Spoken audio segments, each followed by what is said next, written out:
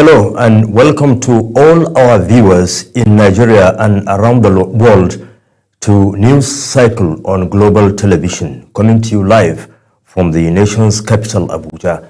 I am Shehu Said. A quick reminder that Global Television is on DSTV channel 365 and StarTimes channel 276. Now the news.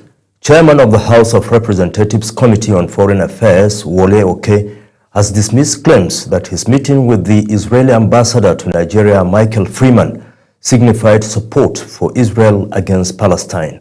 Oke said his stance remains fully aligned with Nigeria's long-standing support for a two-state solution to the Israel-Palestine conflict, describing recent reports and social media commentary in Nigeria as deliberate attempts to misrepresent his official engagements. In a statement by his senior legislative aide, Tunji Iyonda, the lawmaker representing Obokun Oreade Federal Constituency of Osun State reaffirmed his commitments to Nigeria's foreign policy principles and the pursuit of peaceful coexistence between Israel and Palestine. Meanwhile, the House of Representatives has joined the global community to commemorate the International Day of the Girl Child, reaffirming Nigeria's commitments to empowering girls as agents of change. Marking the 2025 theme, The Girl I Am, The Change I Lead, Girls on the Front Lines of Crisis, lawmakers urge the federal government to prioritize education and skills development for girls, particularly those affected by conflict and emergencies. Anette Patrick's report. Coming under a motion of urgent public importance by Kafila Togbara, APC Lagos State, lawmakers emphasized that empowering girls is not only vital to their own future, but the peace, progress, and sustainable development of the nation. The House therefore called on security agencies to strengthen protection mechanisms against violence and exploitation, while mandating the Ministry of Women Affairs to create safe spaces and provide mental health support for girls. The Committee on Women Affairs and Social Development was directed to ensure compliance with these resolutions. Call on the federal government to prioritize education and skills development for girls, especially in crisis-affected communities. In another development, the House resolves to set up an ad hoc committee composed of members drawn from the committees on petroleum resources, upstream and downstream, public accounts, anti-corruption, finance, and legislative compliance to investigate funds appropriated and disbursed for the rehabilitation of the Port Harcourt, Warri, and Kaduna refineries between 2010 and 2024. To investigate all funds appropriated and disbursed for the rehabilitation of the Port Harcourt, Warri, and Kaduna refineries between the year 2010 and 2024. The House of Representatives has passed for second reading a bill for an act to alter the Constitution of the Federal Republic of Nigeria 1999 as amended to provide for the creation of Ibadan State with Ibadan as the proposed capital city and for related matters, HB 2439. The motion was moved on the floor of the House by the member representing Ibadan Northeast, Ibadan Southeast Federal Constituency, Oyo State, Adigun Adekunle. In Ibadan alone today, Mr. Speaker, we have about 6 million plus living in Ibadan. Most people live in Ibadan and work in Lagos every day. Ibadan deserve their own state. The House, however, adjourned proceeding to Tuesday, 14th October after considering 4 bills for third reading. Anette Patrick reporting for Global TV. With its National Elective Convention fast approaching, the People's Democratic Party (PDP) says it is leaving nothing to chance in ensuring a smooth and colorful event. The party's Entertainment and Welfare Subcommittee met in Abuja to fine-tune plans for delegates' welfare, logistics and entertainment ahead of the convention scheduled for November 14th and 15th in Ibadan, Oyo State.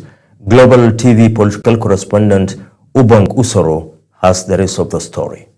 It's less than a month to the PDP's National Elective Convention, and preparations are in top gear. Members of the Entertainment and Welfare Subcommittee converged in Abuja to deliberate on key arrangements aimed at ensuring comfort, unity, and a memorable experience for party delegates. Discussions centered on logistics, including accommodation, transportation, welfare support, entertainment, programming, all of which are considered crucial to the success of the convention. We expect a great deal from you because preparations are in full gear, and as members of the Entertainment and Welfare Committee, we are all saddled with the responsibility of thinking on how to entertain our members on that day. Briefing journalists after the meeting, PDP National Publicity Secretary Debo Oloboduwo assured all that the subcommittees are working in harmony to deliver what he described as a credible, peaceful, and unifying national convention. Our trip, our movement has gathered momentum every day as we move towards Ibadan, and we're promising a very successful convention, which of course will strengthen our party in readiness for the 2027 election, which of course Nigerians are giving us the heads up that it will be won by the PDP. Committee members also revealed that the convention will feature cultural displays, musical performance, interactive sessions designed to celebrate Nigeria's diversity and strengthen party's unity. The subcommittee is expected to present its final program and budget proposal to the main National Convention Organizing Committee within the week. As the PDP intensifies preparations for its convention in Ibadan, expectations are high that the event will not only shape the future of the party but also showcase its commitment to inclusion, culture, and national cohesion. Ubong Usoro for Global Television.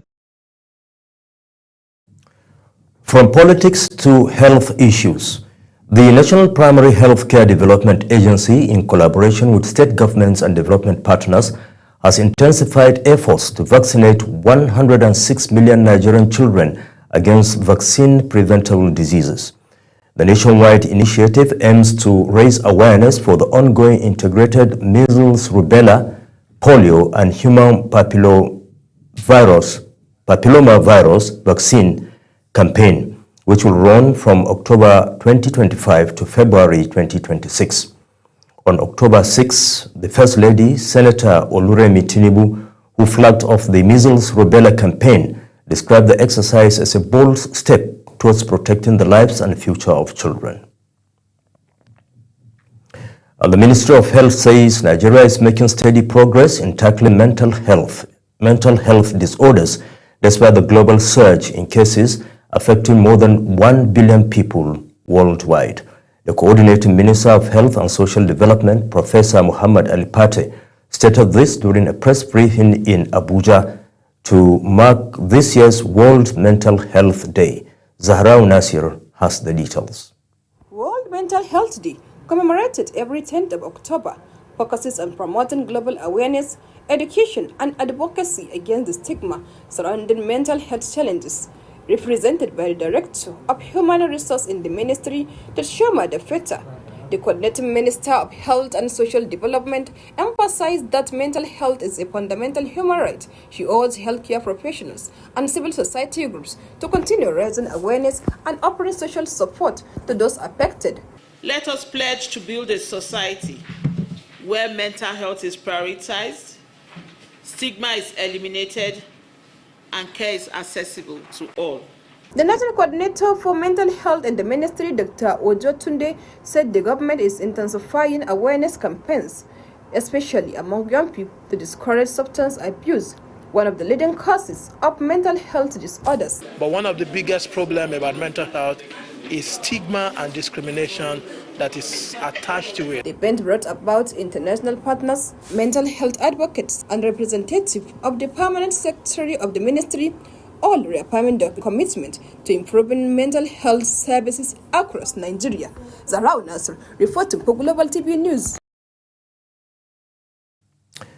In the meantime, the Federal Ministry of Health and Social Welfare has intensified efforts to combat child malnutrition in Nigeria, in collaboration with United Nations Children Education Fund and Evidence Action.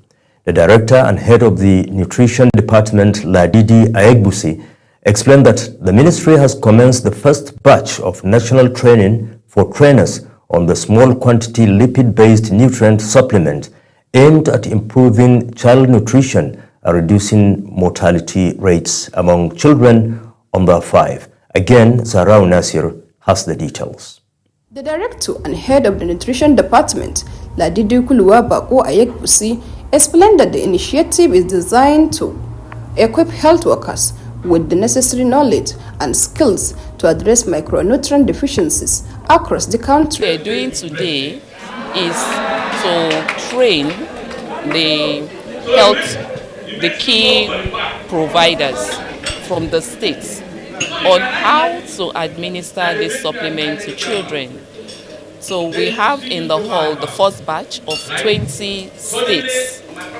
These are the 20 states that have high burden of malnutrition. The country director of Evidence Action, Topia Ogumbi, reaffirmed the organization's commitment to supporting the Federal Ministry of Health in implementing nutrition and other health interventions. The government of Nigeria has actually invested a lot in, combating the crisis of malnutrition, undernutrition in Nigeria. The Federal Ministry of Health, in partnership with organizations like mine, Evidence Action, and UNICEF, and a host of other organizations, have invested in procuring SQNLS. The training, which began with participants from 20 states with high malnutrition rates, will continue next month with a second batch for the remaining 16 states. With this initiative, the federal government and its partners hope to build a stronger front-line response against malnutrition and ensure healthier growth for Nigerian children. Zahra Nasr, reporting for Global TV News. To environment matters now. As climate change continues to threaten lives and livelihoods across Nigeria, experts and academics are calling for urgent action to strengthen environmental governance and promote sustainable development. This appeal was made at the 3rd Annual Hybrid International Conference of the Federal University, Gusau, Zamfara State. Samuel Odi has the details. Declaring the conference open, the Vice-Chancellor of the Federal University, Gusau, Professor Mauzo Abubakar, represented by the Deputy Vice-Chancellor Academics, Dr. Aliyu Usman, says digitalization has become a global reality that cannot be ignored, especially with the growing influence of artificial intelligence. Digitalization here is the integration of technology into our various operations. The conference, organized by the Faculty of Management and Social Science, brought together academics, government officials, traditional rulers, and students to discuss the theme Digitalization, Environment, and Development Challenges in Nigeria. The chairman of the planning committee, Dr.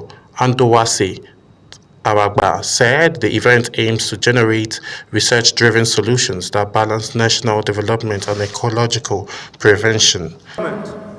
Comes in because environmental issues are some of the greatest challenges we are facing today. Being a climate change, being a flooding, which is in turn also linked to that, being a conflict, being issues around mining, and so on and so forth. Delivering the lead paper, Professor Aminu Abdullahi of Usman Danfodio University, Sokoto, highlighted poor environmental governance, low community involvement, and inadequate funding as key issues worsening Nigeria's environmental crisis. We should strengthen governance and accountability, promoting transparency in environmental governance, establishing framework for transparency and accountability in management of resources, combating corruption, implementing measures to reduce corruption in environmental management. And the Emir of Kauda Namuda, Sanusi Ahmed Asha, stressed the need for effective policies and stronger community participation to mitigate the effectiveness of climate change and protect the environment for future generations. The air pollution or pollution.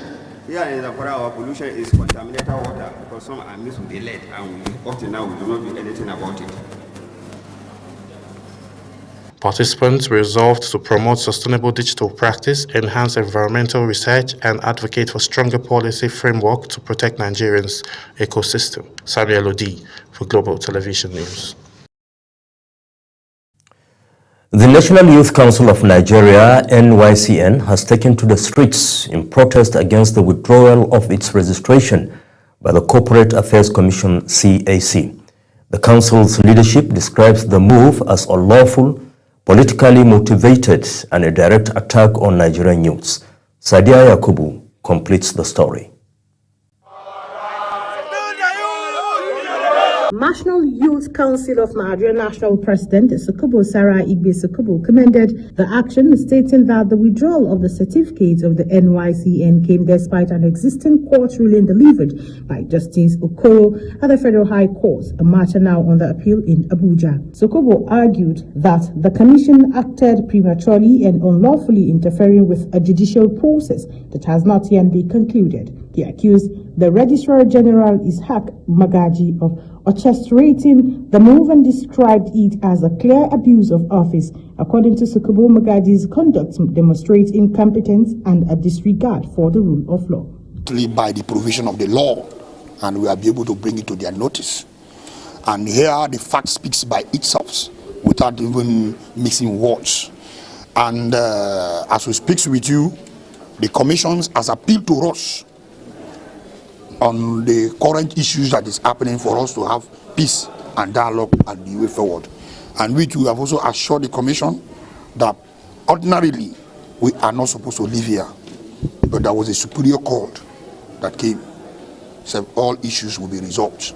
Based on that, the NYCN president warned that actions of the Registrar General's office not only threatened the legal standing of the council, but also endangered national security by targeting a body that represents millions of Nigerian youth. The council therefore called on President Bola Tinubu to immediately remove Ishaq Magaji and urged the Senate President and National Security Advisors to step in and restore order. Here is 1 month protest until the Registrar General is being sacked and removed. But the commission has appealed to us to cease fire. And investigations carried out by CAC, and the trustees have been suspended for now. And there's an interim management in place. So that's the position right now.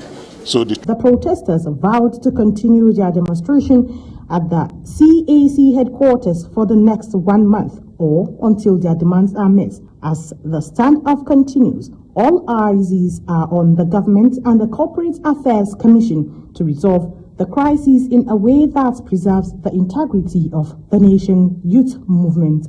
Sadia Yakubu reporting for Global Television News. You are watching the live broadcast of News Cycle. When we return, World Bank remains Nigeria's top creditor as debt hits over 152 trillion naira. Details coming shortly, plus foreign and sports news on the other side of this break. Please stay with us.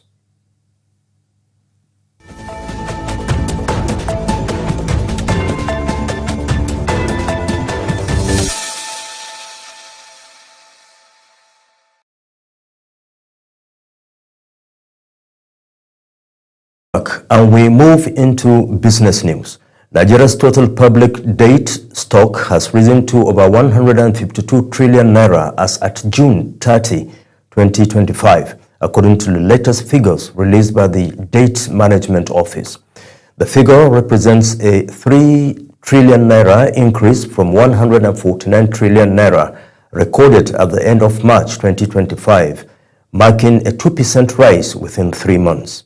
The new data underscore the government's growing reliance on both domestic and external borrowing to plug fiscal deficits, even as revenue reforms and foreign exchange liberalization continue to reshape the macroeconomic landscape.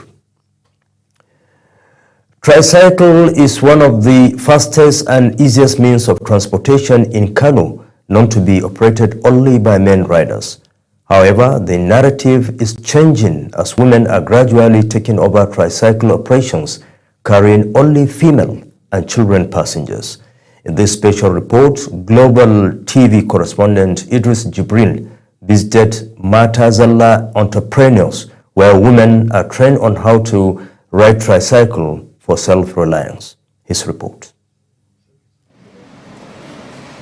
For almost 6 months, Amina Hassan has been coming to this station where she was trained to become a tricycle rider.